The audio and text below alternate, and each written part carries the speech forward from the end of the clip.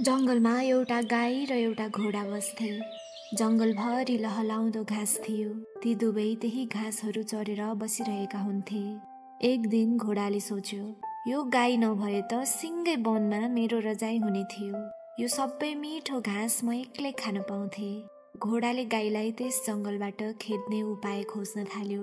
ऊ एकजना किसान कहाँ पुग्यो र नम्र भएर भन्यो, किसान दाई, तपाईलाई थाहा छैन, हेर्नुहोस् त, त्यो गाईको कल्चौडामा अमृत समान दुध छ।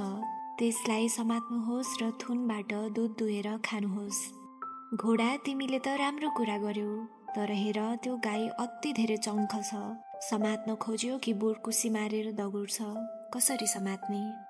घोडाले भन्यो, तपाईँ चिन्ता नलिनुहोस्, मद्दत गर्ने म छँदैछु नि। म गाई भन्दा धेरै छिटो दगुर्न सक्छु। आउनुहोस्, मेरो बुई चढ्नुहोस्, म गाईको पछि पछि दगुरिदिन्छु। अनि त तपाईँले त्यस गाईलाई सजिलैसित समात्न सकिहाल्नुहुन्छ नि। घोडाको कुरा सुनेपछि मान्छे उसको बुई चढ्यो। घोडा गाई भएतिर दगुर्न थाल्यो। गाई सकेसम्म बलले भाग्यो, तर घोडा जति दगुर्न सकेन।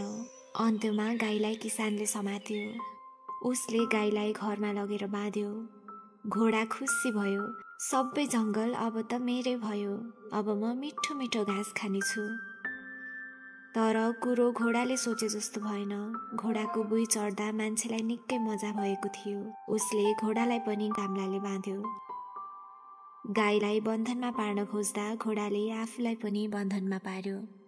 जस्तै एउटा उखान छ नि, अरूलाई खनेको खाल्टोमा आफू पनि त्यही बस्यो। त्यसैले हामीले अरूको कहिले पनि लोभ र ईर्ष्या गर्नु हुँदैन।